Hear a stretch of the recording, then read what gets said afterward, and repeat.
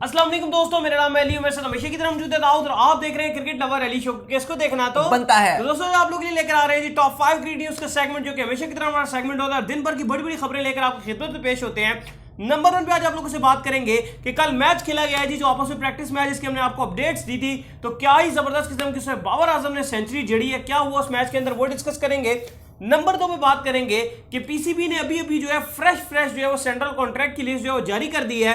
इसमें कौन कौन से प्लेयर शामिल है और क्या क्या सीन है वो आप लोग से शेयर करेंगे। नंबर 3 पे आप लोगों को बताएंगे कि शादाब और साथ में शाहीन वो एक बड़े टूर्नामेंट से बाहर हो गए हैं, वो क्या सीन है वो आप लोग से शेयर करेंगे। और वाब रियाज को अब मिल गया है मौका, तो क्या होने जा रहा है वो भी आप लोगों से शेयर करेंगे। नंबर 4 पे आप लोगों को खबर देंगे कि पीसीबी जो है वो बड़े बड़े कुछ टूर्नामेंट्स होस्ट करने जा रहे हैं। एक और अपडेट निकलकर सामने आ रही है, वर्ल्ड कप और मजीद बड़े जो इवेंट्स है उसके हवाले से, वो क्या है वो आप लोगों से शेयर करेंगे। इसके बाद आप लोगों को बताएंगे कि इस्लामाबाद के अंदर बनने जा रहा है दुनिया का सबसे बड़ा स्टेडियम, वो क्या सीन है, वो पाकिस्तान का बल्कि सबसे बड़ा स्टेडियम, वो क्या सीन है वो भी आप लोगों से शेयर करेंगे। और इसके बाद जो एक और खबर निकलकर सामने आ रही है वो ये आ रही है, जो मैचेस खेले गए हैं 2 मैचेस, एक तो खेला गया वेस्ट इंडीज और साउथ अफ्रीका के दरमियान, और एक खेला गया है इंग्लैंड और श्रीलंका के दरमियान, उसकी भी अपडेट आप लोगों से शेयर करेंगे। तो अगर आप आए हमारे चैनल पर नए और फर्स्ट टाइम आए हैं तो चैनल को लाजमी सब्सक्राइब करें और साथ ही बेल आइकन बजाना ना भूलिएगा। तो बात का आगाज करते हैं दाऊद से। तो उससे पहले अली मैं एक बात कहना चाह रहा था। कल हम यूनुस खान और जो इंसिडेंट्स आया था उस पर हम बात कर रहे थे, तो काफी लोग मैं देख रहा था वो कहते हैं जी आप लेजेंड है, आप उनसे क्यों ऐसे बात कर रहे हैं, फलाना कर रहे हैं। तो मैंने ये कहना चाह रहा था कि हम लोग जितना खुश हुए थे यूनुस खान के आने के बाद, इतना कोई भी नहीं होगा, और हमें उनके जाने के बाद भी उतना ही दुख है। इसलिए हम कह रहे थे कि छोटी छोटी बातों पर जो है उन्हें नहीं बुरा मनाना चाहिए, और पाकिस्तान नहीं चाहिए था ना, एट द नुकसान हमारा हुआ है, पाकिस्तान टीम का नुकसान हुआ। तो ये बात हमें बुरी लगी है कि वो पाकिस्तान टीम को छोड़ के चले गए हैं। अगर वो पाकिस्तान टीम के साथ रहते, छोटी बातों को इग्नोर कर लेते और पाकिस्तान के साथ रहते तो फायदा होता। फिलहाल अब यूनुस खान पाकिस्तान टीम के साथ नहीं है तो नुकसान हमारा ही है। तो इसलिए हमें भी दुख हो रहा था, तो इसलिए हम बात कर रहे थे कि यूनुस को छोटी छोटी बातों को इग्नोर कर देना चाहिए। मिसबाहुल्लाह को भी तो देखिए ना कितनी बातें होती हैं उनके खिलाफ, इग्नोर करके। इवन पीसीबी ने ये कहा था, वो जिम्बाब्वे से जब हारे थे तो पीसीबी ने यहां तक एंडी फ्लावर से मीटिंग भी कर ली थी, उसके बावजूद वो टच से मस ना हुए और वो लगे हुए हैं। तो हम भी ये दुआ कर रहे थे कि यूनुस खान को चाहिए था कि छोटी मोटी बातें इनको इग्नोर कर दें और दोबारा टीम के साथ रहें, क्योंकि हमें बहुत जरूरत है, हमारी टीम को यूनुस की बहुत जरूरत है। और इस टाइम ये मूवमेंट आ गया अली कि अल्हम्दुलिल्लाह हमारी जो बैटिंग है वो ज्यादा स्ट्रांग नजर आ रही है एज कंपेरिजन हमारी बॉलिंग के। बिल्कुल ऐसे ही है। तो अब जो खबर निकलकर सामने आ रही है जी वो आप लोग से डिस्कस करते हैं। तो कल मैच खेला गया जी बाबर आजम और शादाब 11 के दरमियान। बाबर आजम की टीम ने जो इस मैच को विन किया है, और साथ में जो बाबर आजम ने इंग्लैंड के अंदर सेंचुरी से जो आगाज किया, इसके ऊपर शायकीन बड़ा खुश हैं जी। ओहो, बाबर ने कल क्लासिक बैटिंग की हुई थी, इवन पीसीबी ने कुछ झलकियां भी डाली हुई थी। जो बाबर ने बैटिंग किया, जो ड्राइव्स मारे हैं शाहीन को, छा गया बाबर आजम। शानदार सेंचुरी स्कोर बाबर आजम ने किया है, और नजर आ रहा है कि बाबर आजम सेटल नजर आ रहे हैं। एक होता है ना कि प्लेयर आता है अभी सेट नहीं हुआ होता, जो उनकी फॉर्म थी पीएसएल में, लीडिंग रन स्कोरर थे, 500 रन का अंबार उन्होंने लगा दिया था, वही फॉर्म उन्होंने यहां पर शुरू किया और सेंचुरी स्कोर किया और बड़ी फॉर्म में नजर आए, अपनी टीम को 364 तक ले गए थे। और जवाब में जो शादाब की टीम थी वो बिल्कुल ही चुस्त कर गई, क्योंकि वो ठुस कर गई क्योंकि टोटल 200 रन बनाकर वो आउट हो गई। और साथ ही साथ बाबर ने तो सेंचुरी बनाई है, उस्मान कादिर ने बड़ी शानदार गेंदबाजी की और 4 विकेट्स ले लिए हैं। मैं उस्मान कादिर का इसलिए भी एक मेन वो आइडेंटिफाई कर रहा हूं क्योंकि मुल्तान सुल्तान ने उनको नहीं खिलाया। हाँ, नहीं खिलाया बिल्कुल उन्होंने T20। और हमें, और अगर हमने वर्ल्ड T20 में जीतना है तो हमें शादाब के ज़ाहिर परफॉर्मेंसेस नहीं जा रही, लेकिन उनके पास जो है वो इमरान ताहिर की शक्ल में जो उनकी बड़ी रिप्लेसमेंट मौजूद थी, शायद इसलिए भी उन्होंने चांस वो ठीक है, लेकिन कुछ करना चाहिए था कि अगर आपको आगे इसी टाइम में यूएई में वर्ल्ड T20 भी है तो आपको खिलाना चाहिए था। कोई इतना खास रिजल्ट फर्क पड़ नहीं जाता कि मुल्तान हार जाता, लेकिन इमरान ताहिर को खिला लेते, 2 स्पिनर खिला लेते, लेकिन कुछ ना कुछ करना चाहिए था। उस्मान कादिर को ना खिला के मेरे ख्याल से ये पाकिस्तान के लिए बिल्कुल अच्छा नहीं हुआ, क्योंकि वो पाकिस्तान के लिए खेलेंगे वर्ल्ड T20 में, वो भी यूएई में है, तो एटलीस्ट उनको थोड़ा एक्सपोजर मिल जाता, क्योंकि बाकी तो हमारे जो स्पिनर्स थे उन्हें खूब मार पड़ी और हर टीम ने जो खिलाए हैं वो या तो बाहर के स्पिनर खिलाए हैं या फिर अफगानी स्पिनर खेले हैं। ऐसा ही है। इसके बाद अगर बात की जाए तो इमाम ने बड़ी अच्छी बैटिंग की है, अब्दुल्ला शफीक ने जो है वो सेंचुरी स्कोर किया है, इमाम ने 85 रन स्कोर किए हैं। इसके बाद सलमान आगा ने जो 50 रन स्कोर किए हैं, तो अच्छा मैच नजर आया। आजम खान ने भी शायद 18 रन बनाए थे। ऐसा ही है। तो इसके बाद जो खबर निकलकर सामने आ रही है, सेकंड नंबर पे जो खबर आ रही है वो आ रही है जी सेंट्रल कॉन्ट्रैक्ट के हवाले से कि पीसीबी ने सेंट्रल कॉन्ट्रैक्ट की जो लिस्ट है वो जारी कर दी है, और इसके अंदर बड़े बड़े नाम हमें बड़ी अच्छी अच्छी इंप्रूवमेंट में नजर आए हैं भाई। सबसे पहले तो अली जो सैलरी में भी इंक्रीमेंट मिला है 25%, और जो बड़ी खबर वो ये है कि मोहम्मद रिजवान और हसन अली जो कि अभी एक कैटेगरी में नहीं थे, रिजवान तो वैसे भी बी कैटेगरी में थे, हसन भी बड़ी जल्दी से कैटेगरियों में ऊपर आ रहे थे, तो अब जो है वो दोनों को पहली बार जो है वो एक कैटेगरी में रिजवान को भी मिल गई है। पहले सिर्फ एक कैटेगरी में आपके दो लड़के थे, एक कप्तान बाबर आजम और दूसरे शाहीन शाह अफरीदी थे। दोनों वेल डिजर्व लड़के जो इन्होंने उठा के कैटेगरी में रखे हैं। रिजवान भी डिजर्व करता है जिस तरीके से वो अपना 100% दे रहा है। उन लड़कों का रखा है जो तीनों फॉर्मेट्स खेलते हैं और प्लेइंग 11 का पार्ट होते हैं। तो ये दोनों वो लड़के थे जो एक कैटेगरी में नहीं थे, लेकिन ये तीनों फॉर्मेट्स खेल रहे थे। इससे पहले अगर आप देखेंगे तो शाहीन हो गए, बाबर हो गए, वो तीनों फॉर्मेट्स खेलते हैं, T20, ODI टेस्ट। और हसन और रिजवान का भी यही आ गया कि ये भी अब तीनों फॉर्मेट्स खेल रहे हैं, तो इस वजह से इनको ऐसा रिवॉर्ड जो एक कैटेगरी में दिया गया। बी कैटेगरी में कौन, चले एक ही लिस्ट। सरफराज की अगर आप बात करेंगे तो वो डिक्लाइन होकर जो है वो थर्ड कैटेगरी में, आखिरी कैटेगरी में जा चुके हैं। अगर बात की जाए तो वो मैंने बता दिया है, बाबर हैं, हसन अली हैं, शाहीन शाह अफरीदी और रिजवान, ये चार जो है वो एक कैटेगरी में है। बी में कौन है? जो लगभग जो है वो आपके 13 लाख रुपए से ज्यादा माहाना सैलरी लेंगे, 13 लाख रुपए से ज्यादा। इसके बाद कैटेगरी बी में आपके जो पहले फॉर्मर कप्तान अजहर अली हैं, फहीम अशरफ, फखर जमान, फादी बॉय, फवाद आलम, शादाब खान जो आपके वाइस कप्तान हैं, और यासिर शाह, ये बी कैटेगरी में है। अच्छा, शादाब और यासिर के ऊपर कुछ लोगों को मैंने देखा था बड़ी बातें कर रहे थे और ठीक भी कह रहे थे कि शादाब और यासिर की ऐसी परफॉर्मेंसेस नहीं थी कि इनको बी कैटेगरी में डाला जाए। हाँ, क्योंकि यासिर टीम से बाहर थे, लेकिन क्योंकि टेस्ट खेलते हैं तो इसलिए उनको रखा गया। सही है। इसके बाद सी कैटेगरी में बात की जाए तो आबिद अली, इमामुल हक, हारिस रऊफ, मोहम्मद हसनैन, मोहम्मद नवाज, नुमान अली और सरफराज अहमद हैं। इमर्जिंग कैटेगरी में इमरान भट्ट को रखा है। इसके बाद शाहनवाज धानी को कॉन्ट्रैक्ट मिला, ये बड़ी अच्छी और मजे की बात है कि वो पहली बार जो है सेंट्रल कॉन्ट्रैक्ट में आए हैं। और इसके बाद उस्मान कादिर भी हैं। अगर बात की जाए तो जो इनके मैच फीस हैं उसमें कोई भी इजाफा नहीं किया गया। जो हर मैच खेलने का जो खिलाड़ी प्लेइंग 11 का पार्ट होते हैं, तो टेस्ट की, ODI की और T20 की फीस इन्हें मिली जाती है, वो उसमें जो इजाफा है वो कोई नहीं किया गया।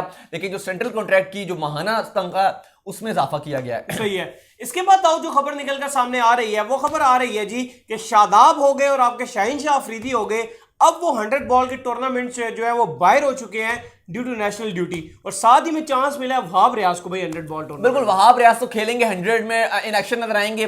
राशिद खान ने जब उनको बर्थडे विश किया था तब भी उन्होंने कहा था कि सी यू इन 100 टूर्नामेंट, तो वहां पर हम जो है वो मिलेंगे और खेलेंगे। तो अब खबर यही आ रही है कि ऑलरेडी हमने कहा था कि बड़ा मुश्किल हो जाएगा शादाब के लिए, शाहीन के लिए, बाबर के लिए भी, कि पाकिस्तान के जो नेशनल ड्यूटी के प्लेयर्स हैं वो 100 में एक्शन नजर नहीं आएंगे, क्योंकि एक तो वो इंग्लैंड के साथ सीरीज में एक्शन होंगे और उसके फौरन बाद उनको वेस्ट इंडीज ट्रैवल करना होगा, तो बबल से वो नहीं निकलेंगे और ना वो अपनी टीम को छोड़ सकते होंगे। तो यही हुआ, शाहीन और शादाब ने ऑफिशियली तौर पर बता दिया कि मैं नहीं अवेलेबल होंगे। इसके अलावा बहुत ज्यादा अगर आप देखेंगे तो पिछले हफ्ते में और आगे आने वाले चंद दिनों में बहुत सारे ऐसे प्लेयर्स हैं जो 100 टूर्नामेंट से अपने आप को विड्रॉ कर रहे हैं। साथ ही साथ थोड़ी देर पहले वो भी खबर आ गई थी कि न्यूजीलैंड के वर्ल्ड टेस्ट चैंपियनशिप के विनिंग कप्तान केन विलियमसन ने भी अपने आप को 100 टूर्नामेंट से अलग कर लिया है। तो काफी सारे प्लेयर्स जो अलग कर रहे हैं अपने आप को। ये टाइम पे भी ऐसे स्टार्ट हो रहा है जिसमें नेशनल ड्यूटी सबकी पीक पर है और आगे जो कुछ प्लेयर है वो अपने आप को IPL के लिए साइड पे कर रहे हैं और कुछ अपने आप को वर्ल्ड T20 के लिए साइड और कुछ नेशनल ड्यूटी के लिए कर रहे हैं। और कुछ लोग चाह रहे हैं कि सदा जो हम अपने ऊपर प्रेशर ना डालें, कहीं हम इंजर्ड ना हो जाए, इतना बड़ा मेगा इवेंट आ रहा है तो हमने वो खेलना है। बिल्कुल, तो इसलिए काफी सारे प्लेयर्स जो हैं वो अपने आप को विड्रॉ कर रहे हैं। बड़ी लंबी चौड़ी लिस्ट है, अगले शो में लेकर आएंगे। बहुत ज्यादा प्लेयर्स हैं जो अपने आप को अलग हो गए। काफी प्लेयर्स की तो रिप्लेसमेंट भी अनाउंस हो गई है और बहुत सारे ऐसे प्लेयर हैं जिनकी रिप्लेसमेंट भी अनाउंस नहीं हुई। सही है। इसके बाद आओ जो खबर निकलकर सामने आ रही है, वो खबर आ रही है जी आपकी, ये जो इस्लामाबाद के अंदर एक बड़ा प्लान कर लिया गया, यानी कि मेगा प्लान जो है वो होने जा रहा है, जिसका टास्क दिया गया है चेयरमैन एहसान मानी को। एक मंथ के अंदर अंदर जो है उन्होंने रिपोर्ट पेश करनी होगी PM इमरान खान को। वो ये चाहते हैं कि इस्लामाबाद के अंदर पाकिस्तान का सबसे बड़ा जो है वो ग्राउंड बने और उसके अंदर जो है वो एकेडमी भी हो और तमाम तर सहूलियात भाई उसके अंदर हो। देखिए, बहुत ही जबरदस्त खुशखबरी आ रही है। और इमरान खान, क्योंकि हम कह रहे थे कि हमारा अगर एक क्रिकेटर वजीर आजम है तो उन्हें क्रिकेट के लिए भी कुछ करना चाहिए, तो फाइनली इमरान खान एक तो उन्होंने ये फैसला किया था कि हर शहर में जो है वो स्पोर्ट्स ग्राउंड्स बनाए जाएं। बनीगाला से उन्होंने शुरुआत किया है, लेकिन अब ये खबर आ रही है कि इस्लामाबाद में पाकिस्तान का सबसे बड़ा ग्राउंड बनेगा। क्योंकि अगर आप देखेंगे लाइक ऑस्ट्रेलिया या इंग्लैंड या इंडिया में आपको फ्लोर वाले ग्राउंड नजर आते हैं, लेकिन पाकिस्तान में एक भी ऐसा ग्राउंड नहीं है जहां पर आप कहें कि 2-3 फ्लोर्स है। लेकिन इंडिया हो गया, इंग्लैंड हो गया, ऑस्ट्रेलिया हो गया, यहां पर आपको बहुत सारे नजर आते हैं। यही वजह है कि यहां पर स्टैंड भी छोटे हैं पाकिस्तान में। हैं लेकिन उस तरह नहीं है जिस तरीके के होते हैं 2-3-4 मंजिल 3 मंजिल के होते हैं, वो उस तरह से नहीं है। यहाँ पर पिंडी वाला भी देख लें, लाहौर वाला कजाफी स्टेडियम भी देख लें, कराची वाला भी देख लें, फैसलाबाद वाला भी देख लें। तो अब ये बड़ी मजेदार खबर आ रही है कि ये बड़ा ग्राउंड होगा, कम से कम भी यहाँ पर 60-70 हजार ऊपर क्राउड जो है वो बैठेगा। और इसकी वजह एक ये भी है क्योंकि पिंडी के अंदर जब भी मैचेस हुए हैं तो पीसीबी को रिस्पांस बहुत ही अच्छा मिला है, तब से ही पीसीबी ने फैसला कर लिया था कि ये ग्राउंड पिंडी और इस्लामाबाद के लिए छोटा है थोड़ा। हाँ, और इस्लामाबाद में एक और फायदा भी होगा ना कि आपको ट्रैफिक के मसले मसाइल नहीं होंगे। फिलहाल अभी एहसान मानी को ये टास्क दिया गया है कि जगह वगैरह जो आपने देखनी है वो आप देख लें, और फिर गवर्नमेंट जो है हाँ, और गवर्नमेंट आपको ये जगह क्लियर करवा देगा। आप देख लें कि आपका जो बोर्ड है वो चेक कर ले कि आप कहां पर बनाना चाहते हैं स्टेडियम, वहां पर फिर हम आपको जो है वो जगह दिलवा देंगे और फिर ग्राउंड बनना शुरू हो जाएगा। और कोशिश कर रहे हैं कि 2 साल के अंदर अंदर जो है ग्राउंड बन जाए, तो फिर इंटरनेशनल क्रिकेट, क्योंकि अगली खबर इससे जुड़ी हुई खबर है, तो इंटरनेशनल बड़ी बड़ी क्रिकेट पाकिस्तान ने होस्ट करनी है, तो वो इस स्टेडियम में भी हमें मिल सकती है। बिल्कुल, जो अगली खबर है जी वो ये आ रही है कि पीसीबी के जो अब जो उन्होंने जो एक बताया था गवर्नमेंट को कि भाई पाकिस्तान गवर्नमेंट को उन्होंने बताया था कि हम ये इवेंट जो है वो होस्ट करना चाहते हैं अगले जो फ्यूचर में, तो इसके हवाले से भी जो पाकिस्तान की गवर्नमेंट है उन्होंने इनको अप्रूवल दिया और कहा बिल्कुल आप जाइए और बिड कीजिए इसके लिए। बिल्कुल, इसके अलावा गवर्नमेंट के अलावा जो पीसीबी का अपना बोर्ड ऑफ गवर्नर है उससे भी इन्होंने अप्रूवल ले लिया और सब ने कह दिया, जो ठप्पा होता है वो लग चुका है कि अब पीसीबी ऑफिशियली तौर पे आईसीसी के पास जाएगा और उनसे कहेगा 2024 से 2031 तक 6 इवेंट्स के लिए अप्लाई करेगा, और उसमें से वो कह रहा है कि हमें कुछ भी मिल जाए तो बेहतर है। चैंपियंस ट्रॉफी के लिए अकेले अप्लाई करेगा और बाकी जितने भी टूर्नामेंट हैं उन सब के लिए म्यूचुअल बिड करेगा। कुछ में जो है वो एशियन टीम्स के साथ कर रहा है, लाइक श्रीलंका, बांग्लादेश के साथ, कुछ में पाकिस्तान बिल्कुल यूएई के साथ जो है वो बिड करने जा रहा है। तो ये बड़ी जबरदस्त खुशखबरी है। और जैसे हमने बताया कि इस्लामाबाद में अब बड़ा ग्राउंड बनने जा रहा है, तो हु नोस कि जो इस्लामाबाद का बड़ा ग्राउंड है, कराची का ग्राउंड हो गया, लाहौर हो गया, ये आईसीसी इवेंट जो है वो होस्ट करें तो क्या फ्यूचर में देख सकते हैं, क्योंकि जब यहाँ पे न्यूजीलैंड आ रही है, इंग्लैंड आ रही है, ऑस्ट्रेलिया ने अपना टूर प्लान कर लिया, तो पीछे बचता क्या। और अगर इंडिया नहीं भी आता है तो उसी की वजह से जो है वो एक और एक्स्ट्रा भी इवेंट रखा हुआ है कि अगर किसी और को भी मसला होता है तो उनके मैचेस जो है वो दूसरे मुल्क में खिला लिए जाएंगे और पाकिस्तान अपने मैचेस और जो पाकिस्तान के साथ खेलना चाह रहा है उसके मैचेस पाकिस्तान में करवा दिए जाएंगे। तो उम्मीद नजर आ रही है कि पाकिस्तान आईसीसी इवेंट जरूर होस्ट करेगा इंशाल्लाह, और एक ना एक इवेंट तो मिल ही जाएगा, क्योंकि अब पाकिस्तान वही करेगा कि अगर जो नहीं आना चाह रहा उसको यूएई में भेज देगा। सही है। इसके बाद दाऊद जो खबर निकलकर सामने आ रही है वो खबर आ रही है जी कि जो कि कल मैच खेला गया, पहला मैच हुआ जी वेस्ट इंडीज के दरमियान, वेस्ट इंडीज और साथ उनके मौजूद थी साउथ अफ्रीका। बड़ा ही जबरदस्त किस्म का जो है ये मैच देखा, कभी लगा ये मैच यूं चला गया वेस्ट इंडीज से, कभी वेस्ट इंडीज जो है उसको दोबारा उठा के ले गया, लेकिन जो है वेस्ट इंडीज ने फाइनली इस मैच को जीत लिया है और सीरीज जो है अब वो बराबर हो चुकी है। भाई कप्तान पोलार्ड ने हीरोइक इनिंग खेली है, 25 गेंदों पे 51 रन बनाए हैं। उस 17 ओवरों में कोई इनका 110-15 स्कोर था, 110-15 स्कोर 17 ओवरों में। आखिरी 3 ओवरों में कोई 50-60 रन बनाकर चले गए और 167 तक बोर्ड को ले गए। वैसे रन्स इसमें इतना ही बन रहा है सीरीज में, 168, 167, यही जो लाइन है इसी में बन रहा है। लेकिन कल वो हमारी वो वाली बात सच्ची हुई है कि अगर वेस्ट इंडीज का एक भी प्लेयर पास किया, आपने 8 भी आउट कर लिए तो 9वां भी मैच को उठा लेगा। और हुआ यही था कि उनके 6 खिलाड़ी आउट हो गए थे, 108-10 रन था। लेकिन उसके बाद जो पोलार्ड और फैबियन एलन ने जो पार्टनरशिप खेली और पोलार्ड ने कप्तान वाली इनिंग खेली है और 168 का अपना टारगेट दे दिया, 51 रन बनाए 25 गेंदों पे पोलार्ड ने, और फिर एंड में जो है वो डिकॉक फंसने की कोशिश की लेकिन कुछ हो नहीं सका, क्योंकि वेस्ट इंडीज ने कोशिश करते ब्रावो ने बहुत अच्छी बॉलिंग की, ब्रावो ने बहुत अच्छी बॉलिंग की, उन्होंने विकेट लिया, डिकॉक की विकेट ले ली, उससे पहले एक और फंसे हुए थे उनकी विकेट वो ले गए। डिकॉक असल में एंड में खड़े हुए थे, मार रहे थे, लेकिन वो मैच खत्म हो चुका था ऑलरेडी, क्योंकि बहुत आपकी जो रिक्वायर्ड रेट है वो 14-15 तक जा चुका था।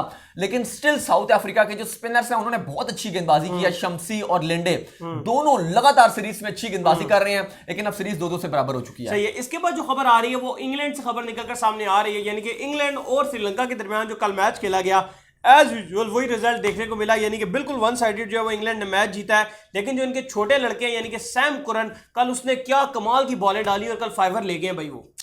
बिल्कुल, लेकिन मैच का रिजल्ट वही हुआ जो हमेशा होता है कि इंग्लैंड के अगेंस्ट श्रीलंका बिल्कुल छोटी सी शेर वैसे होते हैं, लेकिन वो एक फीकी बिल्ली बने हुए हैं। अब मजा आएगा जब पाकिस्तान और इंग्लैंड खेलेगा, इसमें कॉम्पिटिटिव शेयर, लेकिन पाकिस्तान को भी देखना पड़ेगा कि एग्रेसिव क्रिकेट खेलनी पड़ेगी। कॉम्पिटिटिव आपको कुछ श्रीलंका वाला हाल हमारा नहीं होगा, नहीं इंशाल्लाह नहीं, वो मैं बात नहीं कर रहा, मैं जीत की बात करूं। पाकिस्तान का तो अल्हम्दुलिल्लाह स्टैंडर्ड ऊपर है, लेकिन मैं बात करूं कि अगर आपको उनको हराना है तो आपको सॉरी आपको बड़ी अच्छी क्रिकेट खेलनी पड़ेगी, आपको तेज क्रिकेट खेलनी पड़ेगी, आपको मॉडर्न क्रिकेट खेलनी पड़ेगी।